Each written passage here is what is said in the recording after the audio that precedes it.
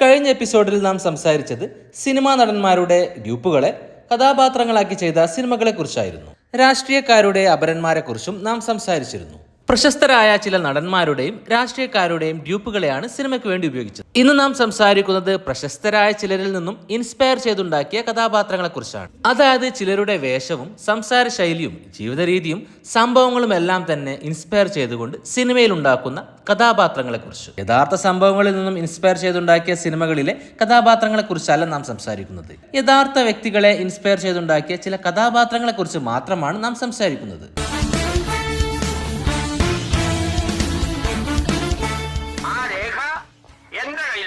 2018 സലിം കുമാർ സംവിധാനം ചെയ്ത ജയറാം ചിത്രമാണ് ദൈവമേ കൈത്തൊഴാം കെ കുമാറാകണം.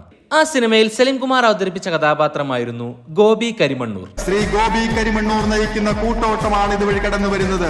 ഒറ്റ നോട്ടത്തിൽ തന്നെ ഇത് ആരിൽ നിന്നും ഇൻസ്പയർ ചെയ്തുണ്ടാക്കിയ കഥാപാത്രമാണെന്ന് വ്യക്തമാണ്. ബോച്ചെ എന്നറിയപ്പെടുന്ന ബോബി ചെമ്മണ്ണൂരിൽ നിന്നുമാണ് ഈ കഥാപാത്രം ഉണ്ടായത്.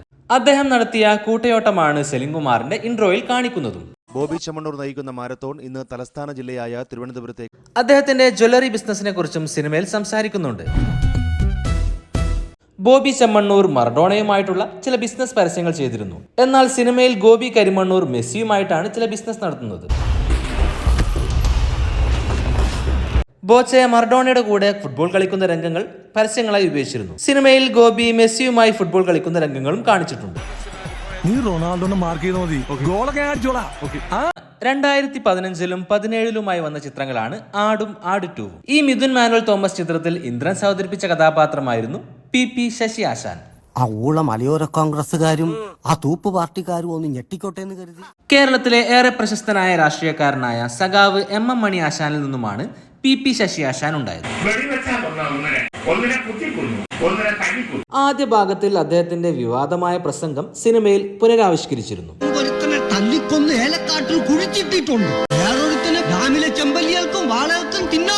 സിനിമയുടെ രണ്ടാം ഭാഗത്തിലെത്തുമ്പോൾ എം മണി മന്ത്രിയായിരുന്നു. അതുകൊണ്ട് തന്നെ സിനിമയിൽ പി ശശിയും മന്ത്രിയായി മാറുന്നുണ്ട്. സമരമെന്ന് പറഞ്ഞു കുറ്റിക്കാട്ടി നടന്നതൊന്നും എന്നെ കൊണ്ട് പറയിക്കണ്ട.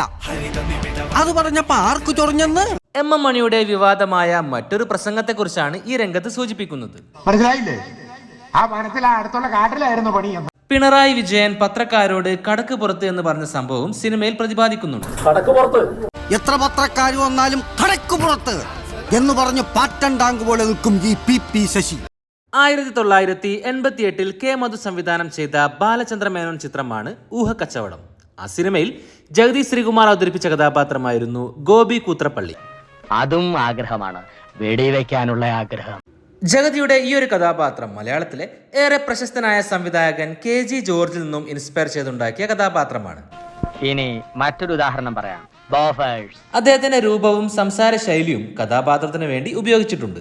ഫണ്ടമെന്റലി അത് പ്രേക്ഷകനുമായിട്ട് അല്ലെങ്കിൽ അതിന്റെ അനുവാചകനുമായിട്ട് കമ്മ്യൂണിക്കേറ്റ് ചെയ്തെങ്കിൽ മാത്രമേ അത് കംപ്ലീറ്റ് ആകത്തുള്ളൂ. മറ്റൊരു സിനിമയിലും KG ജോർജിനെ ഇൻസ്പയർ ചെയ്ത കഥാപാത്രമുണ്ട്. 1993 വേണു നാഗവള്ളി സംവിധാനം ചെയ്ത് മോഹൻലാൽ, ഉർവശി എന്നിവർ കേന്ദ്ര കഥാപാത്രങ്ങൾ അവതരിപ്പിച്ച് പുറത്തിറങ്ങിയ കളിപ്പാട്ടം എന്ന ചിത്രത്തിൽ സിദ്ദിഖായിരുന്നു ആ കഥാപാത്രത്തെ അവതരിപ്പിച്ചത്. വർഷങ്ങൾ എത്രയായി നീ ഇതേ ചെമ്പരത്തി പൂവിൽ തൂങ്ങിക്കിടക്കുന്നു.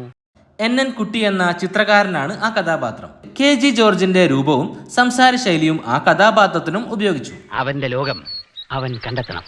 അവിടെ സസ്പെൻഷൻ ഇല്ല, ഡിസ്മിസൽ ഇല്ല. 2001 സുനിൽ സംവിധാനം ചെയ്ത് മാമുക്കോയ ടൈറ്റിൽ കഥാപാത്രമായി വന്ന ചിത്രമാണ് കോരപ്പൻ ദി ഗ്രേറ്റ്. കാട്ടുകള്ളൻ കോരപ്പനെ പിടിക്കാൻ ചെല്ലുന്ന യുവാക്കളുടെ കഥയാണ് ചിത്രം പറയുന്നത്.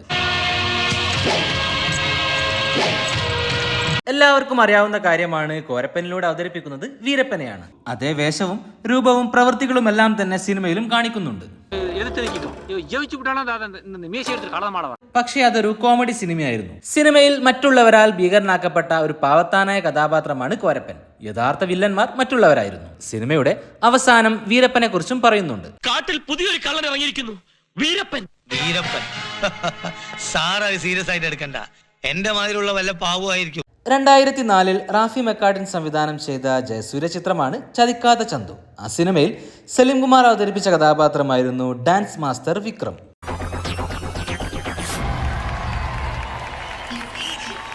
മൈക്കൽ ജാക്സന്റെ രൂപവും ഭാവവുമാണ് ആ കഥാപാത്രത്തിന് വേണ്ടി നൽകിയത്.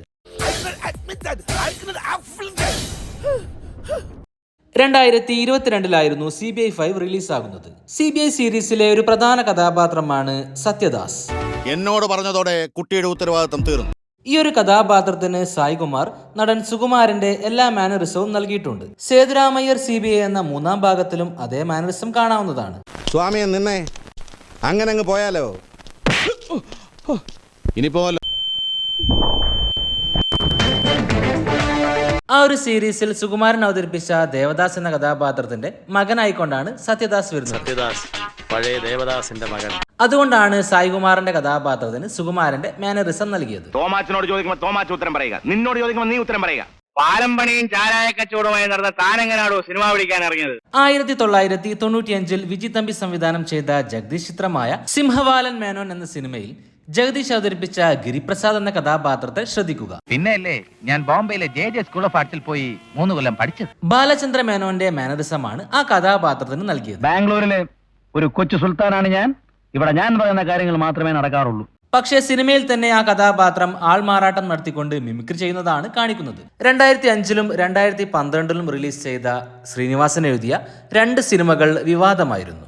ഒന്ന് ഉദയനാണ് താരം, മറ്റൊന്ന് പത്മശ്രീ ഭരത് ഡോക്ടർ സരോജ് കുമാർ. മലയാള സിനിമാ രംഗത്തെ പ്രമുഖരെ ഒരു സറ്റയർ കോമഡിയിലൂടെ കാണിക്കുകയാണ് ആ സിനിമകൾ ചെയ്യുന്നത്. സരോജ് കുമാർ സിനിമയിൽ ഒരു സ്റ്റേജ് ഷോക്കിടെ മലയാളത്തിലെ ഒരുപാട് നടന്മാരുടെ ഡ്യൂപ്പുകളെ കാണിക്കുന്നുണ്ട്. ദിലീപ്, കലാഭവൻ മണി, ജയസൂര്യ തുടങ്ങിയവരെല്ലാം തന്നെ അതിൽ കാണാം. അടുത്തടുത്ത് തമ്മി കാണുമ്പോ പരസ്പരം പുകഴ്ത്തും. വട്ടവിള ജയകുമാർ, താനൂർ അബ്ദുള്ള എന്നീ കഥാപാത്രങ്ങളിൽ താനൂർ അബ്ദുള്ളക്ക് മമ്മൂട്ടിയുടെ ലുക്കാണ് നൽകിയത്. സരോജിന്റെ വെക്കടാ വീട് കണ്ടപ്പോ ഞാനും വിളിച്ചിട്ട് കിട്ടിയില്ല. പക്ഷേ വട്ടവിള ജയകുമാറിന് ഒരിക്കലും തന്നെ മോഹൻലാലിന്റെ ലുക്ക് നൽകിയില്ല. എന്തായിരിക്കും അതിന് കാരണം? ഉദയനാണ് താരം സിനിമയിലെ സരോജ് കുമാറിന്റെ ഒരു രംഗമാണിത്. ഞങ്ങൾ പൊറോട്ടയും പപ്പടവും എക്സ്പോർട്ട് ചെയ്യുകയാണ്. എന്റെ ഫോട്ടോ വെച്ചിട്ടുള്ള പൊറോട്ട ആവുമ്പോ എല്ലാ മലയാളികളും വാങ്ങിച്ചോളല്ലേ. മലയാളത്തിലെ ഒരു പ്രമുഖ നടനും സ്വന്തം പേരിൽ ഫുഡ് പ്രൊഡക്റ്റ് ഇറക്കുകയും അതിൽ തന്റെ ഫോട്ടോ ഒട്ടിക്കുകയും ചെയ്തിരുന്നു. അത് ശ്രീ മോഹൻലാൽ ആയിരുന്നു. കൈപുണ്യമുള്ളപ്പോൾ എല്ലാം അസ്സലാവും. മോഹൻലാൽ സ്ട്രീറ്റ് ബഡ്സ്, കറി പൗഡറുകൾ, മസാലകൾ, അച്ചാറുകൾ, breakfast food, mix and fry. സിനിമയിൽ സരോജ് കുമാർ തന്റെ പോസ്റ്റർ വെക്കുന്നതിനെ കുറിച്ച് സംസാരിക്കുന്നു. പാറശാല മുതൽ കാസർഗോഡ് വരെ പടത്തിന്റെ ഒരു 50 ഫ്ലക്സ് വെക്കണം. അതിൽ ഞാൻ മാത്രമേ പാടുള്ളൂ. എന്റെ തല, എന്റെ ഫുൾ ഫിഗർ. ഇത് മമ്മൂട്ടി പറഞ്ഞ കാര്യമാണെന്ന് ശ്രീനിവാസൻ തന്നെ വെളിപ്പെടുത്തിയിരുന്നു. സ്ഫടികത്തിന്റെ പോസ്റ്റർ കണ്ടുകൊണ്ട് മമ്മൂട്ടി തന്റെ മാത്രം ചിത്രമുള്ള മഴയത്ത് മുംബൈയുടെ പോസ്റ്റർ വേണമെന്ന് ആവശ്യപ്പെട്ടതായി പറഞ്ഞിരുന്നു. അതിൽ നിന്നും ഇൻസ്പയർ ചെയ്തുകൊണ്ടാണ് ഈ രംഗമുണ്ടാക്കിയതെന്നാണ് ശ്രീനിവാസൻ പറഞ്ഞത്.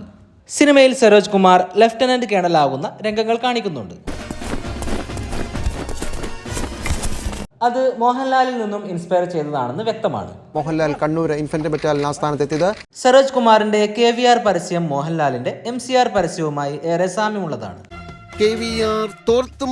വേഷങ്ങളിൽ ഹീറോ MCR. ശ്രീ മോഹൻലാൽ നേരിടുന്ന ഒരു യഥാർത്ഥ കേസാണ് ആനക്കൊമ്പ് കേസ്. ആനക്കൊമ്പ് കേസിൽ നടൻ മോഹൻലാലിനെതിരെ വിജിലൻസിന്റെ ത്വരിത അന്വേഷണം. ആനക്കൊമ്പ് കേസിൽ നടൻ മോഹൻലാൽ നേരിട്ട് കോടതി.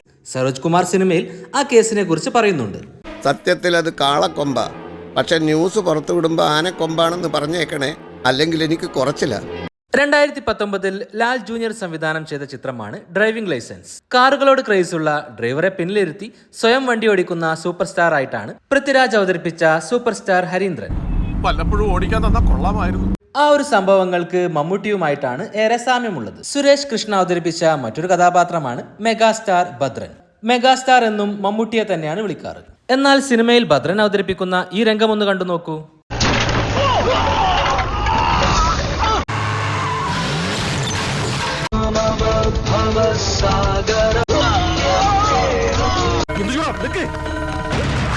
നരസിംഹം സിനിമയിൽ മോഹൻലാൽ അവതരിപ്പിച്ച ചില രംഗങ്ങളുമായി അതിനേറെ സാമ്യമുണ്ട്.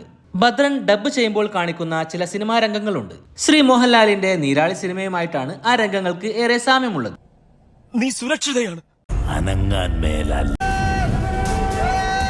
കഴിഞ്ഞ എപ്പിസോഡിൽ സിനിമയിൽ അഭിനയിച്ച ഡ്യൂപ്പുകളെ കുറിച്ച് പലരും കമന്റ് ചെയ്തിരുന്നു. അത്തരത്തിലൊന്നായിരുന്നു വക്കാലത്ത് നാരായണൻകുട്ടി എന്ന സിനിമയിൽ വിജി തമ്പി അവതരിപ്പിച്ച നയനാരുടെ കഥാപാത്രം.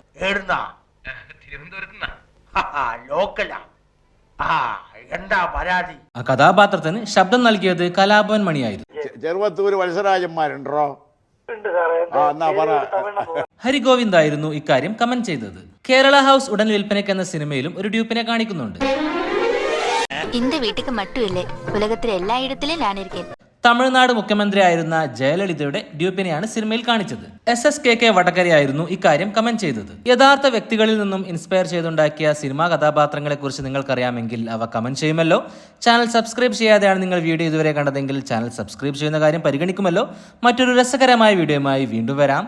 പീസ്.